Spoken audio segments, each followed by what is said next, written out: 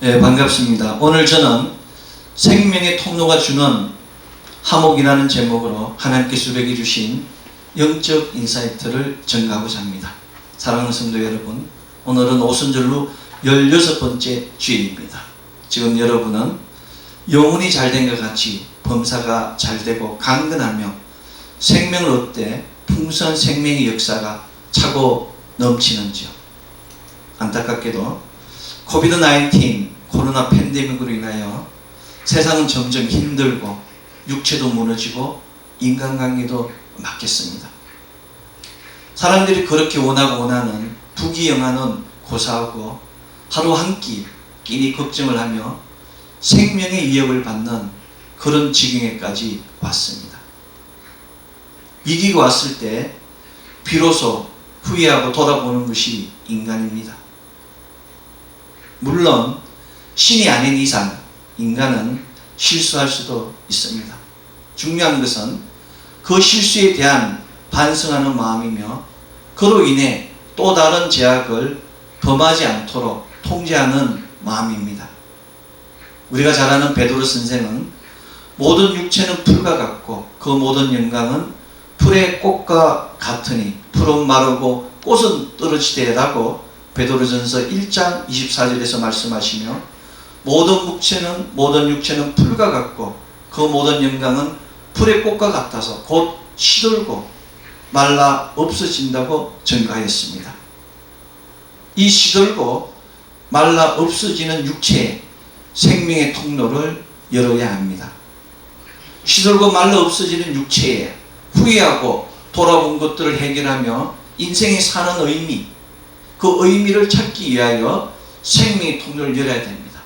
그것은 우리의 숙제입니다. 시들고 말라 없어진 육체에 불과한 인간은 생명의 통로를 열기 위한 숙제를 풀기 위하여 현실과 싸우며 미래를 준비하여야 합니다. 부귀영화도 생명도 이 땅에 있는 모든 것은 때가 되면 시들고 말라서 흙으로 돌아갑니다. 이것이 이 땅에 있는 모든 생명체의 한계입니다. 사람에게 중요한 것은 부귀영화가 아니라 생명입니다. 부귀영화도 생명이 있을 때 누릴 수 있기 때문입니다. 생명은 영원하지 않습니다. 바울 선생은 한 사람으로 말미암아 죄가 세상에 들어오고 죄로 말미암아 사망이 왔나니 이와 같이 모든 사람이 죄를 지었으므로 사망이 모든 사람에게 이르렀다고 로마서 5장 12절에서 증가했습니다. 그렇습니다. 첫사람 아담은 가정을 다스리지 못하여 아내가 범죄하였으며 아내의 사주로 자신 역시 죄를 범하였습니다. 더 나아가 아담은 자신의 죄를 책임지지 못하고 하와에게 원인을 돌렸습니다. 이것이 바로 인간의 비겁함입니다. 자신의 죄에 대하여 책임지지 않으려는 비겁함이 인간을 사망에 이르게 하였습니다. 오늘날 우리의 사회는 마치 하나의 모델을 답습하고 있는 것 같습니다.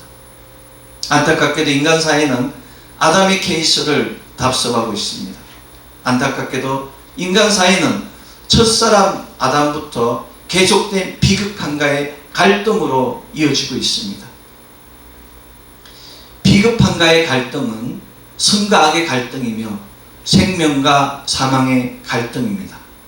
이러한 갈등을 넘었을 때 비로소 생명의 통로가 열립니다. 그렇다면 지금 여러분은 생명의 통로가 무엇이라고 생각하십니까?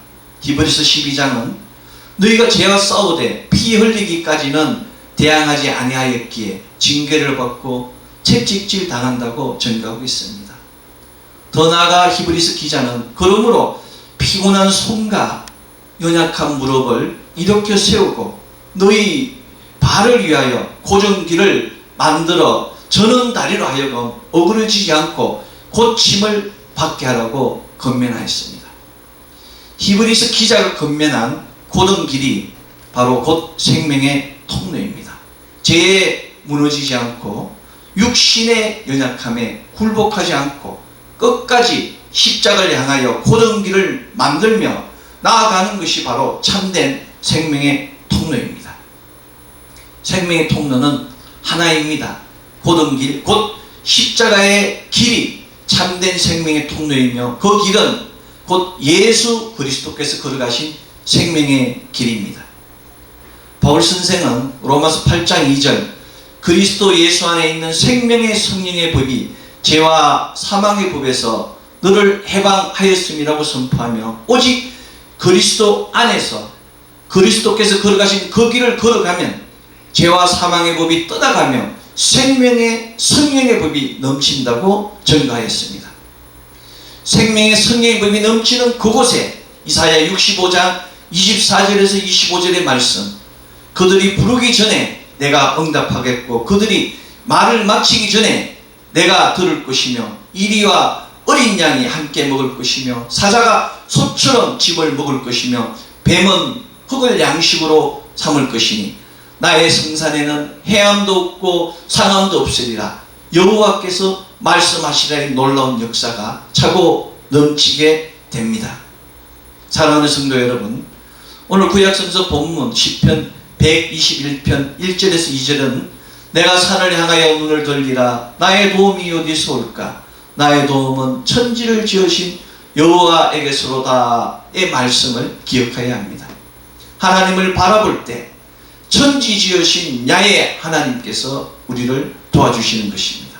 하나님께서는 베드로전서 2장 9절 너희는 택하신 족속이요 왕같은 제사장들이요 거룩한 나라요 그의 소유가 된 백성이니 이는 너희를 어두운 데서 불러내어 그의 기이한 빛에 들어가게 하시기에 아름다운 덕을 선포하게 하려 하심이라는 말씀과 같이 우리를 택하시고 우리를 제사장으로 삼으시고 그의 소유된 백성으로 삼으셔서 사용하시기를 원하십니다. 놀랍게도 베드로 선생이 선포한 이 놀라운 말씀은 예수님이 오시기 700년 전에 대선지자 이사야가 이미 선포한 말씀입니다. 오직 너희는 여호와의 제사장이라 일컬음을 받을 것이라. 사람들이 너희를 우리 하나님의 봉사자라 할 것이며 너희가 이방 나라들의 재물을 먹으며 그들의 영광을 얻어 자랑할 것이라고 이사야 61장 6절에서 이미 선포하신 말씀입니다. 하나님께서는 어제나 오늘이나 영원토록 동일하신 하나님입니다. 하나님 보신 오늘이 어제가 되면 내일이 되는 것입니다. 흔들리지 말고 하나님만 바라봐야 됩니다. 오직 하나님만이 우리의 능력이시며 오직 하나님만이 우리의 생명의 통로입니다. 이제 우리는 잃어버린 생명의 능력을 찾아야 합니다. 잃어버린 생명의 능력을 되찾을 수 있는 길은 오직 참된 예배의 회복뿐입니다. 그것은 생명의 성령의 법이 예배를 통하여 부어지기 때문입니다. 오직 예배를 통하여 이로부터 생명의 떡이 생명의 말씀이 생명의 성령의 법이 우리에게 부어지기 때문입니다. 예배를 기쁨과 감격 속에 드리는 자는 이미 그 자체로 새 생명을 받은 것입니다. 예배를 기쁨과 감격 속에 드리는 자는 이미 그 자체로 생명의 통로가 열린 것입니다. 그러나 안타깝게도 코비드-19 팬데믹으로 인하여 기도와 예배가 막혔습니다. 생명의 통로가 막힌 것입니다. 지금 우리에게 필요한 것은 예배의 회복을 위하여 풍성한 생명의 통로를 열어 목마른 자들과 함께 생명수를 나누어 마시는 것입니다. 기도와 예배는 부담이 아니라 하나님께서 우리에게 주신 생명의 통로이며 축복의 통로입니다. 예배에 성공한 자는 해칠 자가 없습니다. 예배에 성공한 자는 넘어뜨릴 자도 없습니다. 예배에 성공한 자는 절대 실족하지 않습니다. 성공한 자는 걸어가도 곤비치 않고 달려가도 피곤치 않으며 야훼 하나님께서 인생의 출입을 영원까지 지키시고 계심을 믿고 고백하여야 합니다. 예배가 있는 곳에는 생명의 통로가 있습니다. 예배가 있는 곳에는 생명의 성령의 법이 넘칩니다. 중요한 것은 이 생명의 통로가 열린 곳, 생명의 성령의 법이 열린 곳에는 언제나 화목이 넘친다는 사실입니다. 그렇다면 화목은 무엇이겠습니까? 화목은 서로 뜻이 맞고 정다움을 의미합니다. 그러나 성경이 이야기하는 화목은 서로 뜻이 맞고 정다움을 넘어 평화를 만들며 평화롭게 살며 평화를 유지함을 가리킵니다. 평화를 만들며 평화롭게 살며 평화를 유지한다는 것은 평화를 누리며 화목이 넘침을 가리킵니다. 내가 지금 화목하지 않는다는 것은 내 안의 평화가 깨졌다는 것입니다. 내 밖의 평화가 깨졌다는 것입니다. 평화가 깨졌다는 것은 다툼과 분쟁이 있음을 예표합니다. 화목하지 않는다는 것은 생명의 통로가 막혔다는 것을 의미하는 것입니다. 화목하지 않는다는 것은 생명의 성령의 법이 사라졌음을 예표합니다. 곧 추석 큰 명절이 다가오고 있습니다. 그런데 명절에는 모처럼 모인 가족들 사이에 많은 다툼이 생깁니다. 그것은 재산 문제, 부모 모시는 문제, 결혼 문제, 자녀들 성적 문제, 기양 이웃 등과의 비교를 통하여 서로 뜻이 맞지 않기 때문에 일어납니다. 그것은 가족 사이에 정이 사라졌음을 예표합니다. 그것은 사람 속에 있는 탐심과 이기심을 다스리지 못하였기 때문에 일어난 것입니다. 탐심과 이기심은 어둠, 곧 죄와 사망의 법으로부터 오는 것입니다. 어둠으로부터 오는 죄와 사망으로부터 오는 악한 생각들을 덮어야 합니다. 사랑하는 성도 여러분, 효도가 무엇이겠습니까? 효도는 다른 것이 아닙니다. 부모님의 마음을 편안하게 해드리는 겁니다. 자녀가 부모에게 해줄 수 있는 최고의 선물은 형제간에 화목하게 지내는 것입니다. 자녀가 부모에게 해줄 수 있는 최고의 기쁨은 형제간에 서로 삼겹줄이 되어서 서로가 물질을 나누고 서로가 정을 나누고 서로가 의지처가 되는 것입니다. 부모가 볼 때 얼마나 든든하겠습니까? 자유 없는 세상에서도 그 자녀들이 삼겹줄이 되어 서로가 한 몸이 되어 살아갈 걸 생각할 때 기쁨을 가지고 하나님께로 갈 것입니다. 그러나 세상은 그렇지 않습니다. 잠언 18장 19절은 노엽게 한 형제가 화목하기가 견고한 성을 취하기보다 어려운즉 이러한 다툼은 산성 뭇빗장 같으니라고 기록하고 있습니다. 형제간의 다툼은 어제 오늘 일이 아닙니다. 잠언서에 벌써 기록된 것입니다. 형제간의 다툼은 견고한 산성 뭇빗장처럼 열기가 어렵다고, 서로 화목하기가 어렵다고 증거하고 있는 것입니다. 한 뿌리 한 동기가 아님에도 불구하고 산성 뭇빗장같이 열기 어려운 마음을 어떻게 다스리겠습니까? 믿음도 마찬가지입니다. 탐심과 이기심이 있는 한 그 마음은 산성 뭇빗장같이 열리지 않습니다. 열리지 않는 마음은 변질된 믿음입니다. 변질된 믿음은 변질된 소금과 같습니다.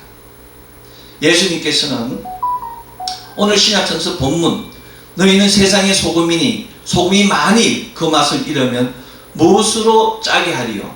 후에는 아무 쓸데없어 다만 밖에 버리워 사람에게 밟힐 뿐이라고 마태복음 5장 13절에서 말씀하시며 맛을 잃은 소금은 아무 쓸데없어서 밖에 버리워 사람에게 밟힐 뿐이라고 증가합니다. 이 밟히다는 영어는 트램플이에요. 트램플은 막 밟는 거예요. 트램플하면 떠는 겁니다. 트램플 되면 밟히는 사람들은 힘이 없어서 압박당하고 속박당하는 사람은 트램플 되는 거예요. 두려워서 떨게 되는 겁니다. 어둠에 사로잡히게 되는 것입니다. 소금의 정체성이 무엇입니까? 소금은 자기를 녹여서 세상에 맛을 주고 썩지 않게 합니다. 만약 성도가 소금의 역할을 못한다면 그것은 맛을 잃은 소금과 같으며 그리스도의 일을 할 수 없는 자입니다. 가르침을 통한 말씀의 씨와 은혜의 씨가 넘치는 소금이 되어야 됩니다. 그래서 예배가 필요한 것입니다. 예배를 통하여 생명과 성령의 법을 받고 생명과 성령의 법을 자기하고 하나 되게 하는 것, 하나님의 향기, 그리스도의 향기, 그리스도의 흔적을 갖추는 것이 바로 제자된, 그리스도의 신부된, 하나님의 자녀된 본분인 것입니다. 소금이 곧 화목입니다. 소금은 자기를 버리고 비우는 희생을 의미합니다. 소금은 남의 죄를 뒤집어 쓰고 희생하는 희생양과 같습니다. 에스더 4장 16절 죽으면 죽으리라는 말씀과 같이 절대적인 희생이 있는 곳은 반드시 화목하며 절대적인 희생이 있는 곳은 반드시 승리가 넘칩니다. 에스더의 절대적 희생에 대한 각오는 자신의 민족과의 연합, 삼촌 모르드가의 연합을 통하여 절대적 화목과 절대적 승리를 얻었습니다. 연합의 승리, 화목의 승리가 있는 곳에 에스더 9장 22절 이날에 유대인이 대적에게서 벗어나서 평안함을 얻어 슬픔이 변하여 기쁨이 되고 애통이 변하여 길한 날이 되었으니 이 두 날을 지켜 잔치를 베풀고 즐기며 서로 예물을 주며 가난한 자를 구제하라고 기록하고 있습니다. 두 날을 지켜 잔치를 베풀고 즐기고 예물을 주고 가난한 자를 구제하고 슬픔이 기쁨이 되고 애통이 변하여 길한 날이 되었으면 바로 평안함이 화목이 넘치게 되는 것입니다. 잔치는 사람들이 화목하여 평화를 누리며 평화를 즐김을 예표합니다. 예물을 나누는 것은 서로 섬기는 마음으로 소중한 것을 나누는 것을 의미하며 세상에서 서로 의지처가 됨을 의미합니다. 가난한 자를 구제하는 것은 하나님께서 말씀하신 계명을 행하는 것으로서 하나님의 법 안에서 살고 있음을 예표합니다. 화목하며 평화를 만들고 평화를 누리며 평화를 유지하는 것이 생명의 통로를 여는 것이며 서로가 서로를 섬기고 나누며 하나님의 법을 행하는 것이 생명의 열매를 풍성히 맺게 하는 것입니다. 이것이 바로 절대적 희생이 주는 열매이며 소금과 같이 자신을 녹여 자신을 비우고 희생하는 희생양이 주는 열매입니다. 희생양이 있는 곳에는, 소금이 있는 곳에는 반드시 슬픔이 기쁨이 되고 애통이 변하여 길한 날이 됩니다. 우리 주 예수 그리스도께서는 유월절 어린 양으로 오셨습니다. 예수님께서 유월절 어린 양으로 오신 목적이 바로 그것입니다. 자신을 녹여 세상을 구하는 것입니다. 세상의 평화를 주는 것입니다. 우리는 예수님의 신부이자 제자이기 때문에 그 십자가의 길, 그 고른 길, 유월절 어린 양의 길을 걸어가야 하는 것입니다. 19세기 영국 여루시인 크리스티나 로제티라는 분이 있습니다. 이분이 쓴 나의 선물이라는 시가 있는데 그 시는 너무나 감동적이에요. 주님께 무엇을 드릴 수 있을까요? 나는 가난합니다. 내가 목자라면 어린 양 한 마리를 드릴 텐데, 내가 박사라면 내 본분을 다할 텐데, 그러나 내가 그분께 무엇을 드릴 수 있겠습니까? 내 빈 마음을 드리려 합니다. 라고 시를 지었습니다. 자기는 너무나 가난하고 배우지 못하였기 때문에 드릴 수 있는 것은 자신의 가난한 마음뿐이라고 고백한 것입니다. 하나님은 거룩하신 분이기 때문에 아무것도 담기지 않는 빈 마음을 기뻐하십니다. 인간이 마음에 담기는 것은 다 더러운 겁니다. 세상에 속한 것은 다 더럽고 추한 것입니다. 그래서 심령이 가난한 자는 복이 있나니 천국이 그들의 것이에요. 마음이 가난한 자, 세상 것을 다 내려놓고 비운 자만이 천국에 들어갈 수 있다고, 빈 마음의 청결과 거룩만이 천국에 입성할 수 있다고 성경은 선포하고 있는 것입니다. 빈 마음은 마음이 가난한 자를 가리킵니다. 대선지자 이사야 역시 이사야 66장 2절 내 손이 이 모든 것을 지었으므로 그들이 생겼느니라.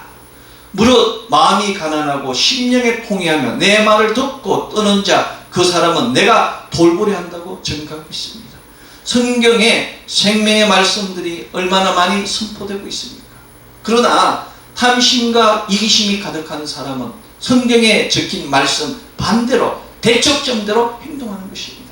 성경에 있는 한 구절이라도 온전히 행하면 천국 가는 길은 너무나 쉬운 길인 겁니다. 하나님께서는 이처럼 마음이 가난하고 심령에 통회하며 내 말을 듣고 떠난 자 그 사람을 돌보시겠다고 직접 말씀하신 것입니다. 하나님께서는 가난한 마음, 빈 마음, 자기를 버리고 희생하는 믿음과 함께하는 자를 돌보시고 계십니다. 화목은 바로 하나님의 돌보심이 있는 곳에 있습니다. 화목은 바로 이런 가난한 마음, 빈 마음, 자기를 버리고 희생하는 믿음 위에서 열매 맺습니다. 화목하게 하는 자가 되어야 됩니다. 예수님께서는 합평케 하는 자는 복이 있나니 저희가 하나님의 아들이라 일컬음을 받을 것이라고 마태복음 5장 9절에서 말씀하셨습니다. 합평케 하는 자가 복이 있다고 증거하셨습니다.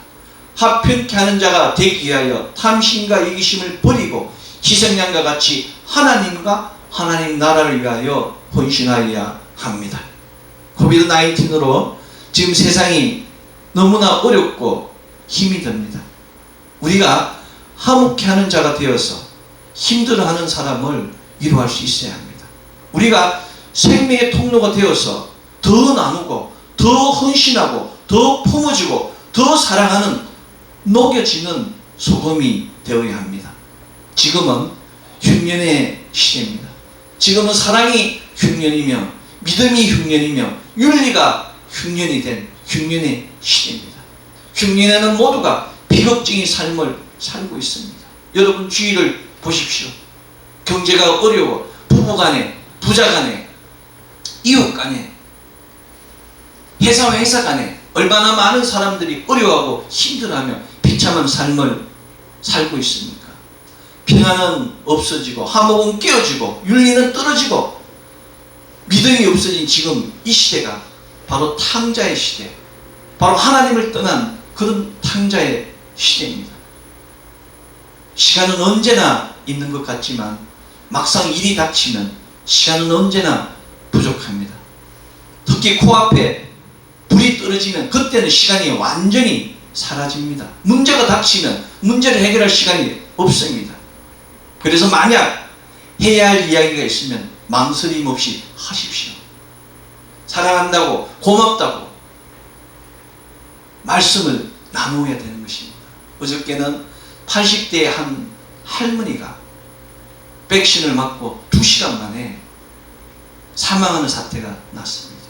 20대의 공무원이 백신을 맞고 소장이 썩어서 죽어가는 그런 안타까운 일이 있습니다. 시간은 우리에게 늘 주어지는 게 아닙니다. 감사합니다. 고맙습니다. 이 말씀을 했을 때 그 닫혀있던 문이 열리고 우리를 에워싸고 있는 담들이 무너지게 되는 것입니다. 그래서 우리가 마음을 열고 일이 닥치기 전에 미리 고맙다고, 사랑한다고, 감사한다고 말씀을 나눠야 합니다. 그것이 바로 인생의 마지막 승부에서 이기는 길입니다. 사업에서, 환경에서는 졌지만, 인간관계에는 졌지만 내 인간 존재 자체가 무너져서는 안 되기 때문입니다. 하나님 앞에 모든 것을 내려놓으십시오. 하나님 앞에 모든 것을 회개하십시오. 하나님께서 모든 것을 덮어주시고 내 사랑하는 딸아, 내 사랑하는 아들아, 내가 너와 함께 하리라고, 이제 너는 새 것이 되었다고 하나님 우리에게 새로운 소망을 다하여 주시는 것입니다. 하나님 앞에 모든 것을 내려놓고 빈 마음으로 생명의 통로를 여십시오. 하나님께서 새로운 생명의 길을 보여주실 것입니다. 하늘을 보십시오. 낮에는 낮대로, 밤에는 밤대로 비어있는 것 같지만 언제나 밤하늘에 빛나는 그 수많은 별들을 보십시오. 보이지 않는 것 같지만 밤하늘을 수놓는 그 수많은 별과 같이 하나님의 은혜는 우리에게 별과 같이, 달과 같이, 해와 같이 언제나 차고 넘칩니다. 거룩한 성산에서 계신 그 하나님을 갈망하며 그 거룩한 제단 위에 거룩한 예배를 드리십시오. 오늘 구약성서 본문 시편 121편 1절에서 2절의 말씀, 내가 산을 향하여 눈을 돌리라. 나의 도움이 어디서 올까? 나의 도움은 천지를 지으신 여호와께로서의 말씀과 같이 하나님을 바라보십시오. 하나님께서 책임져 주십니다. 하나님의 은혜를 소망하십시오. 하나님의 은혜가 부어지면 모든 것이 해결됩니다. 하나님의 은혜가 부어지면 영혼이 잘된 같이 범사가 잘되는 역사가 일어나는 것입니다. 하나님의 은혜가 부어지면 영적 능력이 변화되어 육체가 강건하게 되는 생명의 통로가 열리고 또 권능과 건세의 통로가 열리는 놀라운 역사가 일어나는 것입니다. 하나님의 은혜가 부어지면 환경이 변화되는 것입니다. 하나님의 은혜가 부어지면 미래의 소망이 넘치게 되시고 우리의 모든 사고와 신념들이 달라지게 되는 것입니다. 제약 가운데 자기 고집대로 살면 하나님께서 돌봐주실 수가 없습니다. 나이가 들수록 늘어나는 것은 고집이라고 이야기합니다. 그것을 내려놓아야 됩니다. 깨어져 길들임을 받고 순종할 때 하나님의 은총과 축복을 볼 수 있으며 누릴 수 있는 것입니다. 평화를 누리는 자는 다른 것이 아닙니다. 자기 고집을 내려놓는 겁니다. 자기 신념을 내려놓고 화목하게 될 때 비로소 평화와 화평과 안식을 누릴 수 있는 것입니다. 자아가 깨어진 만큼 하나님과 가까워집니다. 자아가 깨어진 만큼 하나님의 생명을 체험할 수 있습니다. 주님의 말씀을 믿으십시오. 주님의 말씀을 믿고 절대 포기하지 마십시오. 포기하지 않으면 하나님께서 우리를 목적지까지 인도해 주시는 것입니다. 미래를 준비하는 것은 다른 것이 아닙니다. 인간의 힘으로 준비하는 것은 다 무너집니다. 여러분들 지금 젊은이들이 자기 주택을 마련하고 해서 적금을 모은 사람들이 얼마나 낭망하고 있습니까? 지금 우리 사무실도 이 건물값이 3배나 뛴 거예요. 아파트 값도 10억 하는 것이 30억 아닙니까? 전부 어마어마한 거예요. 이 타워팰리스 떨어졌던 게 지금 65억에서 20억, 30억 다 올라간 겁니다. 어떻게 사람의 노력으로 이 땅에서 살아갈 수 있겠습니까? 오직 하나님의 손길이 아니면, 하나님의 은혜가 아니면 누릴 수 없는 것이 이 세상의 일인 것입니다. 미래를 준비하는 것은 다른 것이 아닙니다. 하나님을 믿고 하나님께 내려놓고 하나님의 음성대로 하나님의 방법으로 향하면 놀라운 역사가, 아브라함의 역사가, 이삭의 역사가, 야곱의 역사가 부어지게 되는 것입니다. 사랑하는 성도 여러분, 환난과 고난 시험이 올지라도 흔들리거나 포기하지 마십시오. 우리에게는 예수 그리스도의 보배로운 피가 있습니다. 우리에게는 예수 그리스도의 성호가 있습니다. 우리에게는 예수 그리스도의 십자가가 있습니다. 예수 피, 예수 이름, 예수 십자가를 통하여 생명의 통로를 열고 평화를 누리는 자가 되어야 됩니다. 예수 이름으로 선포할 때 귀신이 떠나가고 문제가 풀리고 열리고 해결되는 놀라운 역사가 일어나게 되는 것입니다. 고린도전서 4장 2절 맡은 자들에게 구할 것은 충성이라의 말씀과 같이 오직 충성으로 하나님을 기쁘게 하는, 예수님을 기쁘게 하는, 성령님을 기쁘게 하는 우리 모두 되기를 소망합니다. 지금은 때로는 사망의 음침한 꼴짜기가 우리 안에 있을 수도 있습니다. 때로는 원수들이 우는 사자와 같이 우리를 노리고 있을 수도 있습니다. 그러나 걱정하지 마십시오. 성령님께서 함께 하십니다. 성령님께서 함께 하시는 그곳에 하늘문이 열리고 생명의 통로가 열리는 것이며 고정 길이 우리에게 놀랍게도 예수 그리스도와 하나 되게 하는 역사가 일어나게 하는 것입니다. 성령님 환영합니다. 성령님 인정합니다. 성령님 모십니다. 성령님 의지합니다. 기도를 통하여 생명의 통로를 인도하는 성령의 인도하심을 받으십시오. 성령님을 통하여 생명의 통로가 열린 그곳에는 죄와 사망의 법이 사라지고 성령의 법이 차고 넘치며 그 순간 우리의 영육혼이 화목하게 되고 세상과 화목하게 되고 사람과 화목하게 되는 놀라운 역사가, 놀라운 평화가 주어지게 됩니다. 오순절로 16번째 주일 생명의 통로를 열어 탐심과 이기심을 다스리고 성결하고 화평하고 간용하고 양순하며 긍휼과 선한 열매가 차고 넘치며 하나님의 아들이라 일컬음을 받는 놀라운 생명의 역사가, 축복의 역사가 차고 넘치는 가정자녀 기업되기를 소망합니다. 아멘. 기도하겠습니다. 사랑의 은혜와 자비가 풍성하신 아버지 하나님 감사합니다. 언제나 우리 연약한